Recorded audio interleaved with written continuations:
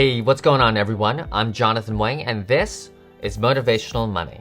We're going to talk about the one thing that everybody wants, money, in ways that shape out a mindset that can help get you to where you need to be. In this episode, we'll be talking about the struggles of information overload and what you could do with what is already free. Have you ever purchased something and then found out later that you overpaid? What about buying something that insinuated all these hopes and dreams but ended up being a dud? It doesn't matter what the dollar amount is. Getting ripped off or flat out hustled is one of the worst feelings to go through. Now, many would think that it's large transactions that sting the most, right? But those rarely make it past your BS filter. It's the small ones that add up that really bring out the inner Hulk. Getting bamboozled once is one thing, but the moment you find out that it's been constantly happening over an extended period of time, it's like winning the award for Idiot of the Year.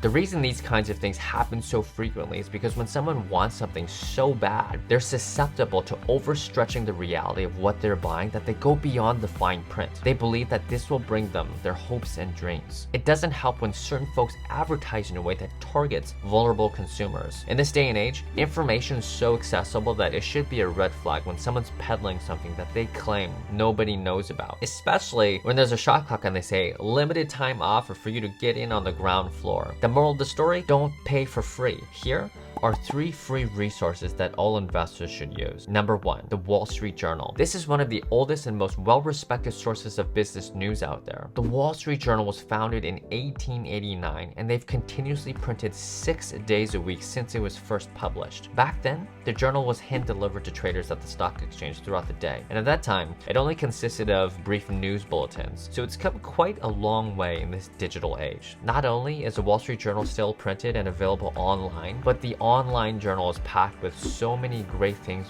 beyond the headlines. Did you know that company financials, historical stock prices, options quotes, company research, and ratings are all available online through the Wall Street Journal for free? I kid you not. You can see it for yourself.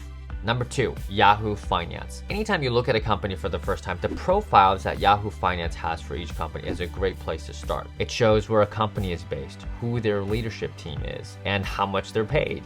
They even have a brief description about what the company does. Not too bad if you know where to find it. Many will say that not too long ago, this was the go-to source for many of those same things that are on the Wall Street Journal online. But now it's limited without a Yahoo Finance Plus subscription. Don't pay for free. Beyond those features, Yahoo Finance has a neat snapshot on earnings history and analyst expectations. It shows how many analysts are covering a company and what their revenue or earnings per share expectations are. Not just for the current quarter, but also the next quarter, the full year, and next year for free. It's pretty neat. Number 3, CNBC. This is one of the most recognized outlets out there for business news. There's the radio station, the TV network, and CNBC Online. Now, what's not so commonly known is that CNBC has a very powerful stock screener that's easy to use. To find stocks, you can choose from a predefined list of screening options or create your very own screen from scratch. So if you want to find companies that have stellar movement in stock price or outstanding growth in financials, this is a highly customizable tool that can help you narrow in on companies more suitable for your investing strategy.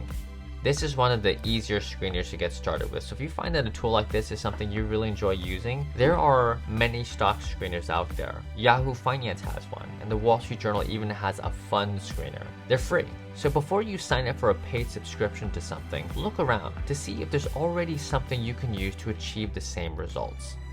With these free resources, you have the ability to see the financial past, present, and potential future of any company you find.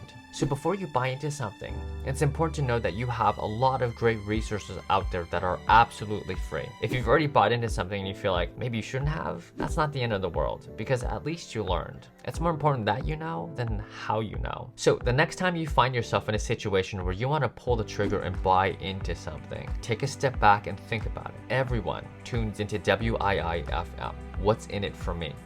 If what you're hoping for is not explicitly guaranteed in the fine print, don't waste your time. Can you imagine hoping to buy a car or a house and the person selling it to you takes your money and says, yeah, sorry, it didn't work out. There were no guarantees. Now you might laugh at that, but the stories out there of how much victims have lost to people preying on their vulnerabilities to get rich quick, they could have bought a car or put down that money for a house. So I don't know if we should laugh or cry about that. Most beginners are allergic to accounting or intimidated by finance. They fall into these traps because they have big ambitions without a path to get there. They feel like they're drowning from their own ambitions. So these get-rich-quick schemes seem like the lifeline that's going to make it all happen.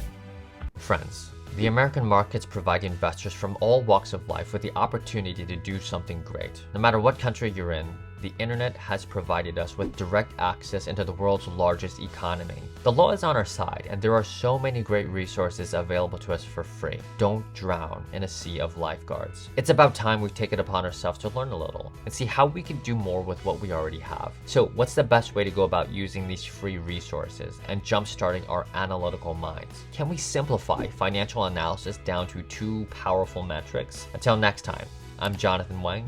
Stay sharp. Stay safe, everyone.